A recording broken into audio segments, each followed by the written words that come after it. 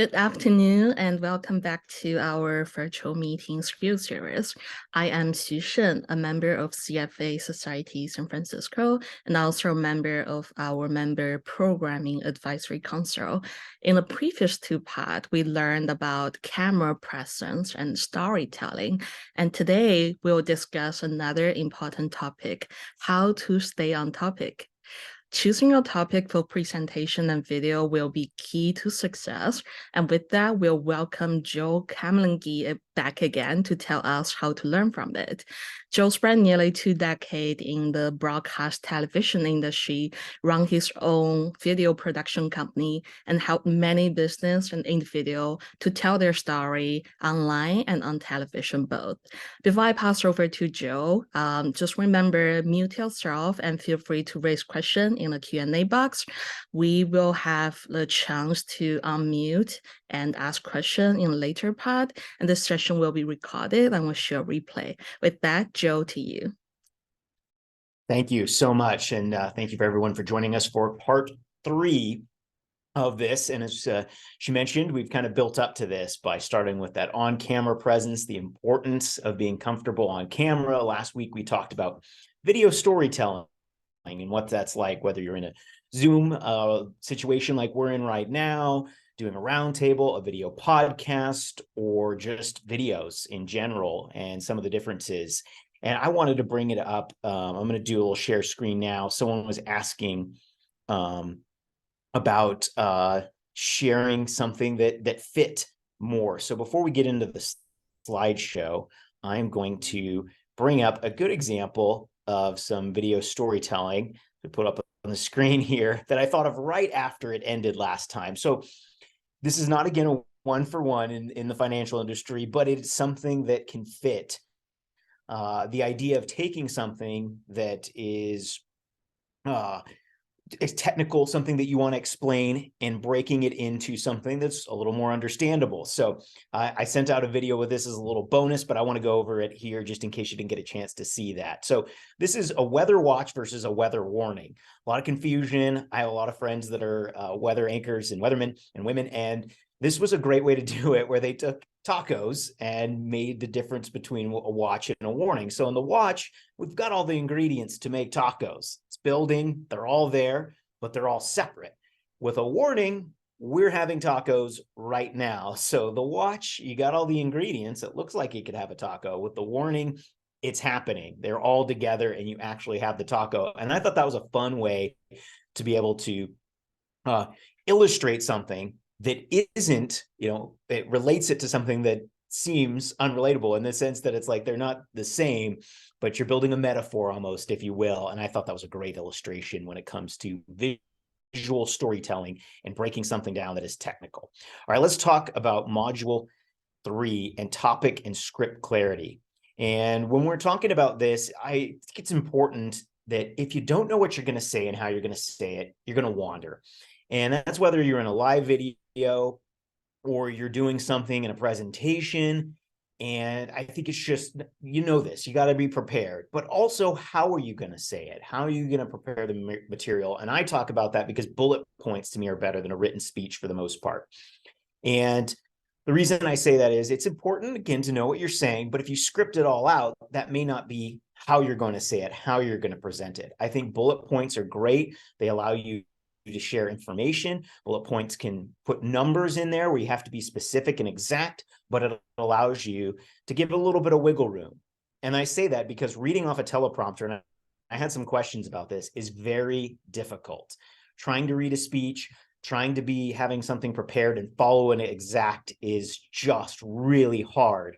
And I'm going to play a clip here that illustrates it. It's from a movie, a funny scene with teleprompter, and then I'm going to elaborate a little bit. But I want to understand how we pick topics, how we break those topics down into information that we can share, and how important that is, because trying to read something from teleprompter is really difficult. So this is one of my favorite clips of all time in a comedy movie, and hopefully you enjoy it a little bit. Back from commercial in 5 seconds. Hurry up with the mic and cue Donahue in 3, 2. Read it. Read the card, moron. Well, Raquel, this certainly is a special evening. Phew, I can barely catch my breath. Turn it over to Raquel. Raquel, I'm used to being out of breath, working out to my video. What the hell is he doing? Hold for laughter and applause to Phil. Gets me out of breath just watching you, to Raquel. Oh, Phil. I'm supposed to read that. But let's get to the subject at hand. Pick up the envelope. The nominees for Best Director are Sir Richard Attenborough for his musical based on the life of Mother Teresa. Okay, so extreme example there of someone reading right through teleprompter, the cues and everything. And I use it and you would say, it's a comedy, right? So it's a little extreme there, but I've actually had it happen. I've been in that producer's chair, the guy who's directing the Oscars, if you will, in this scene. And someone just looked at the camera on air and went, read. And I did the same thing. I pressed the button for the IFB. I was back in the studio and said, yes, read. And they were live on air. So it happens even to trained journalists trying to read teleprompters. So we'll talk a little bit about how we can maybe break that down, take a script, put it into your own words. But before we get there, let's talk a little bit about trying to stick to a single idea.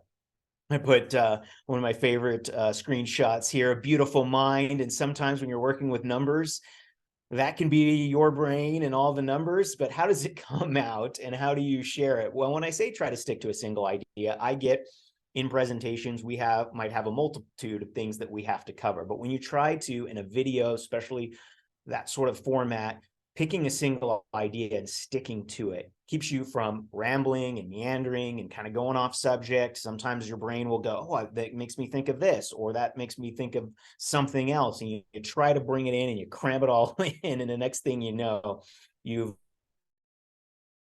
just applied too many topics to one video for the person to digest.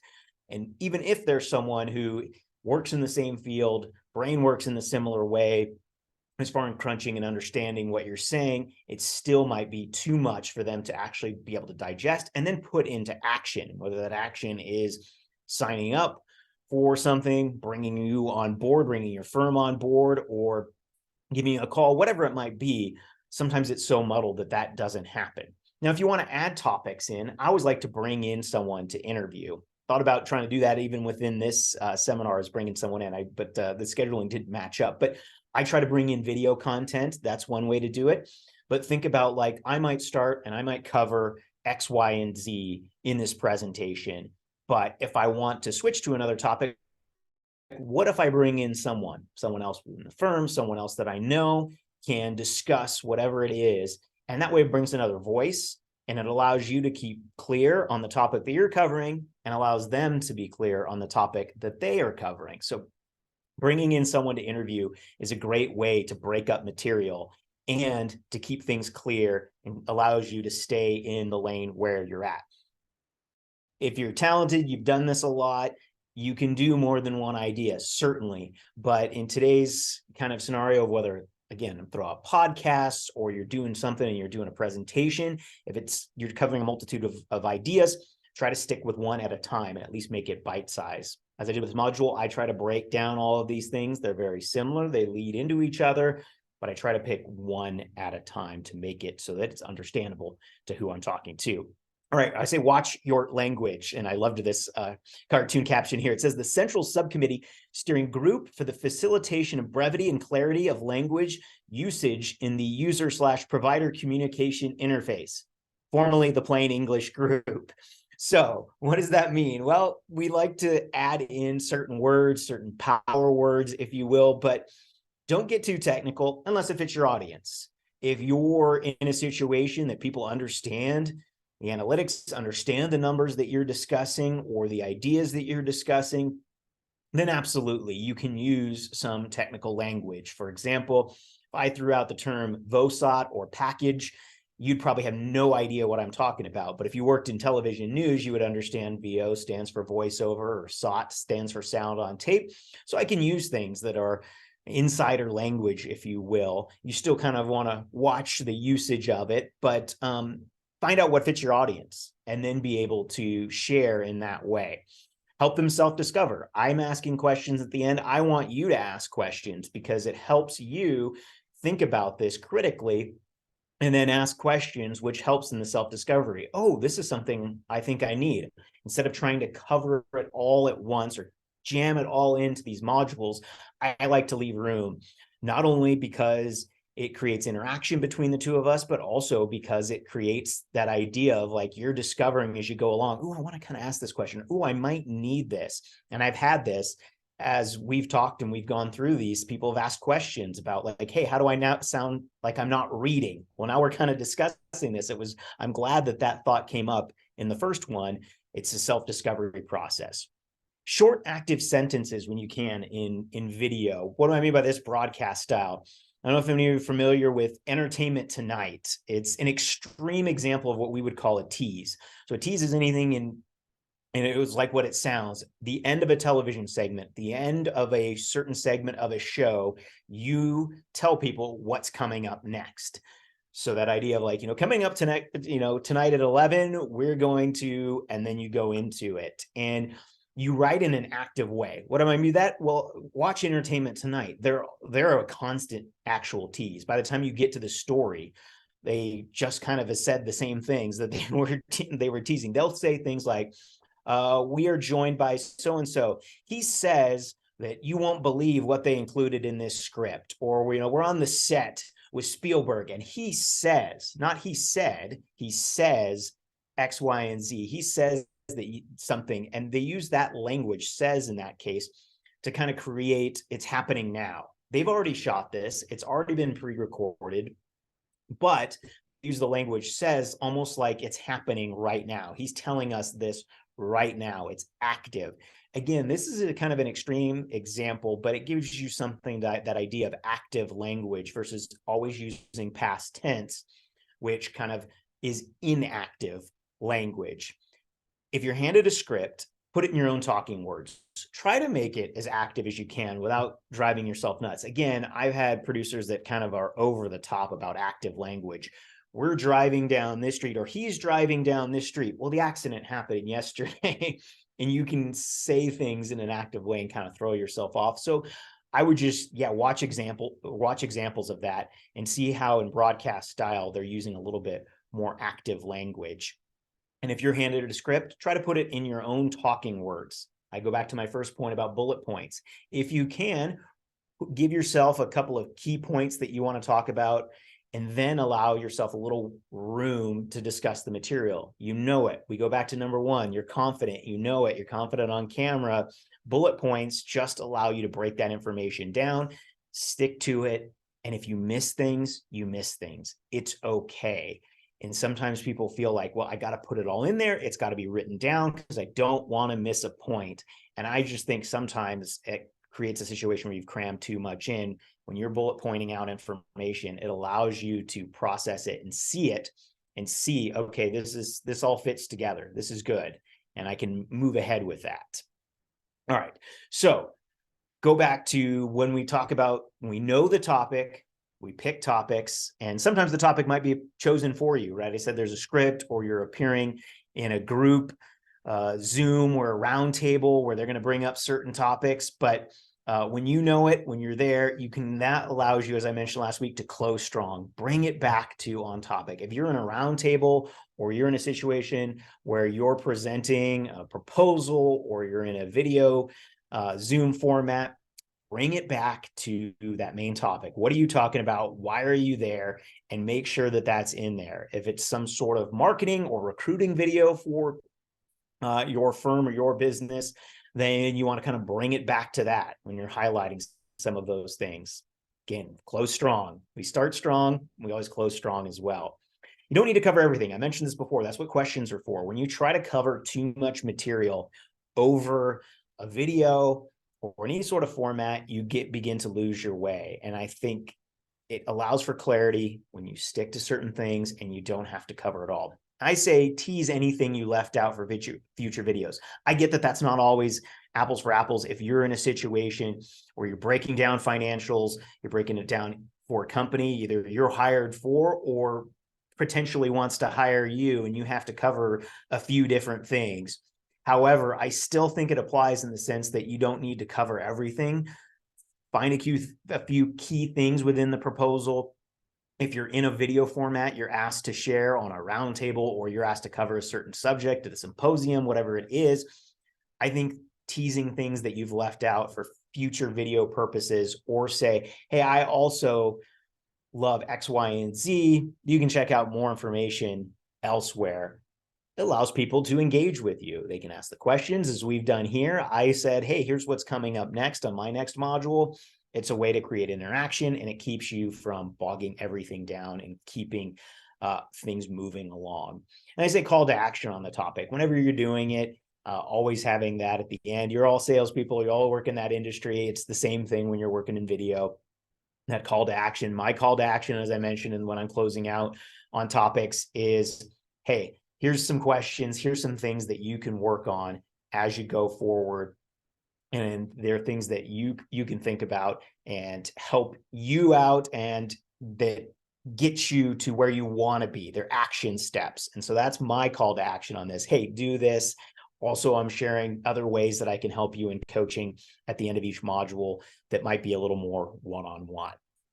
I put this graphic up. I did a lot of deep dive this last week about chartered financial analysts, CFAs, and some of the things, and more videos. And I love the movie The Big Short. I just thought it was a great way to take this complex material, what happened, and they kind of broke through that wall, if you will, in talking to the person watching the movie, which I thought was clever.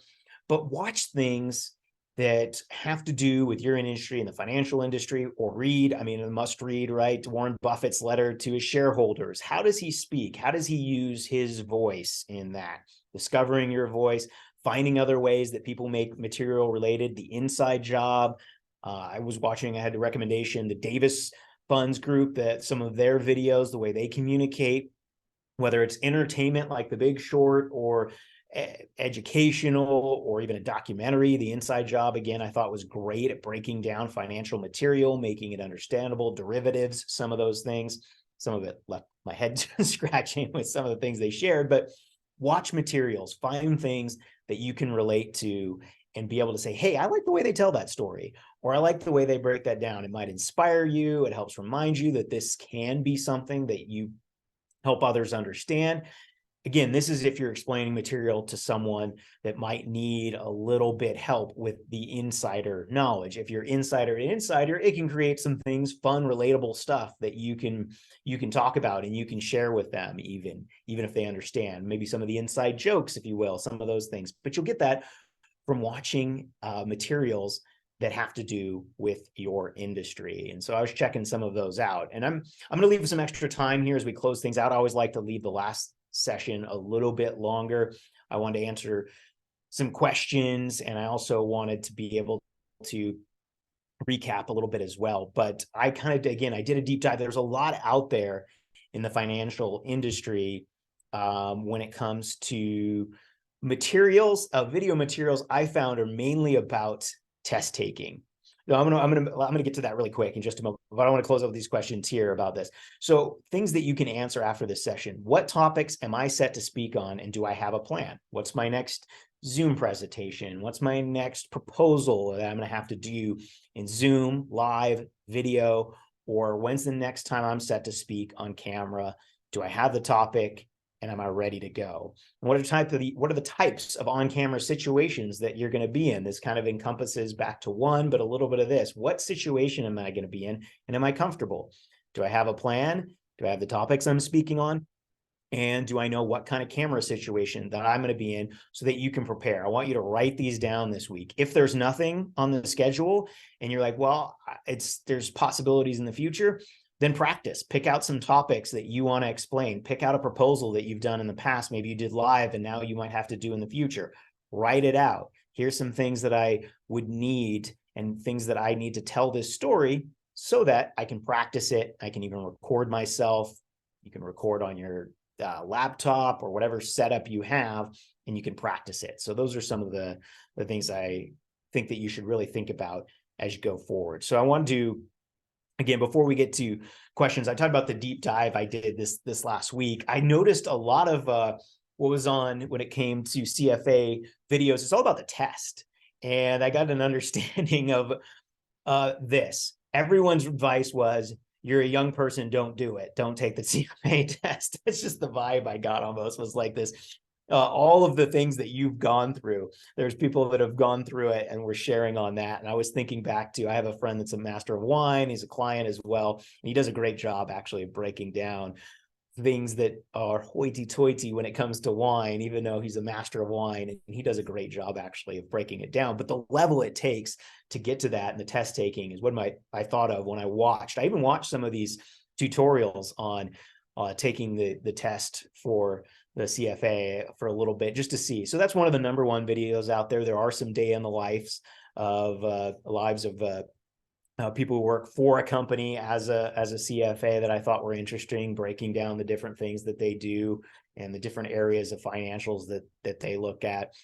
I read the 2022, though, again, the Warren Buffett's letter to the shareholders, and I thought that was a great job of, there's a lot of things in there that I can understand in the financial industry without a lot of base knowledge.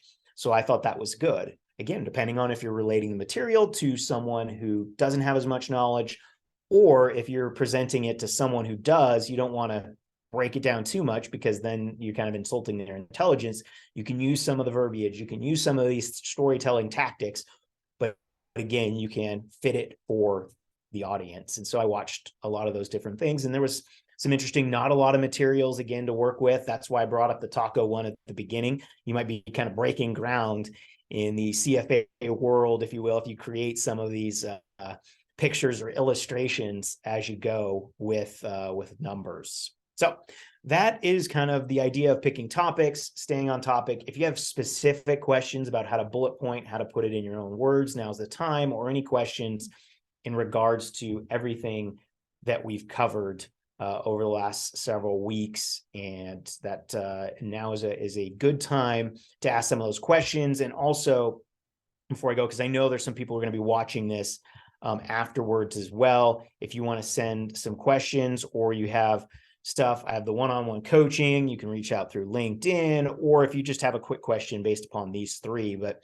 I like to throw that up because, again, specific scenarios require sometimes specific coaching, specific help with technical issues when it comes to camera and those sorts of things. I just want to make sure that it's out there that, again, I have the ability to do more of a specific coaching, or even creating another, we could do kind of a masterclass where you bring in videos. If some of you want to get together from the society there, we could do kind of a masterclass where you could bring in materials and record some of that. So that's an option as well.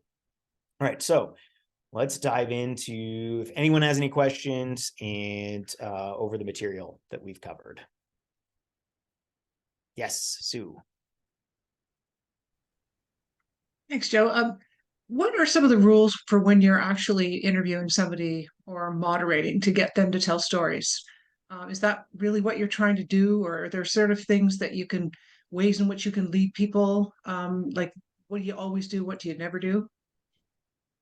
Yeah, I think it's having a conversation is probably the best, providing them some of the questions, but I really don't like people to be too rehearsed if I'm going to bring them on. And I want them to understand, obviously, what they might be sharing about. But we're doing this in another coaching group, and some people require a little more prompting, and that's okay.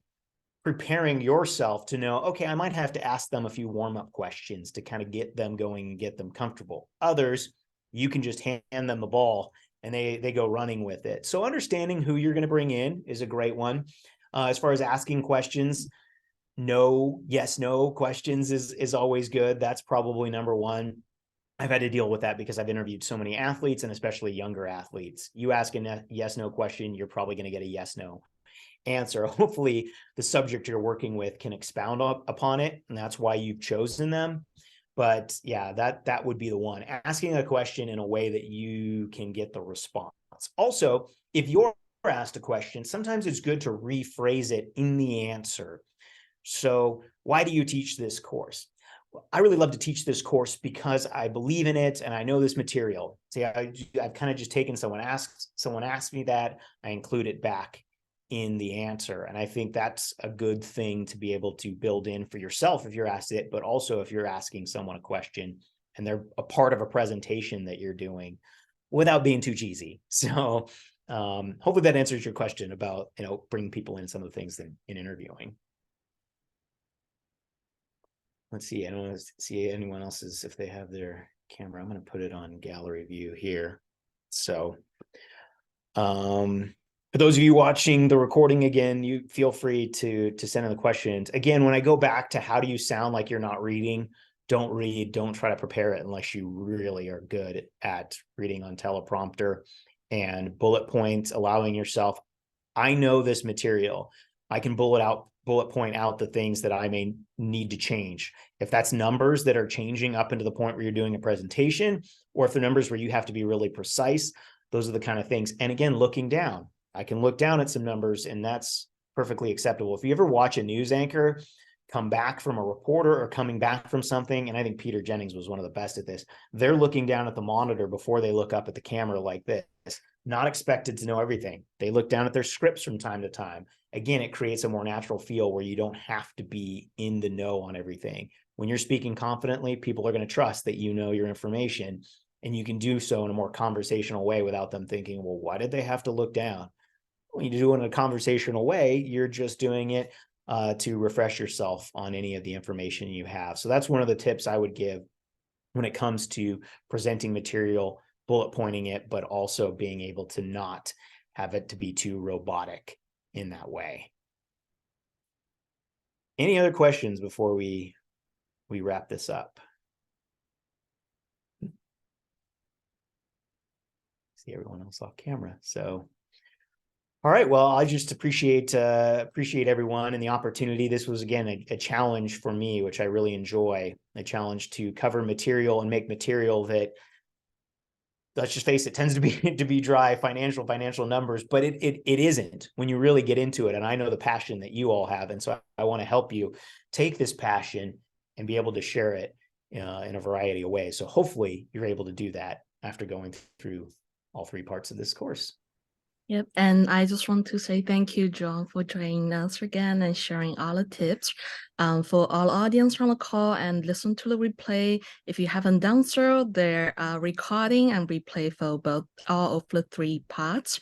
So don't feel free to listen to the replay and share any of the feedback with us. With that, thank you so much, everyone, for joining us today. I wish everyone have a good Friday tomorrow and happy weekend upcoming. Take care.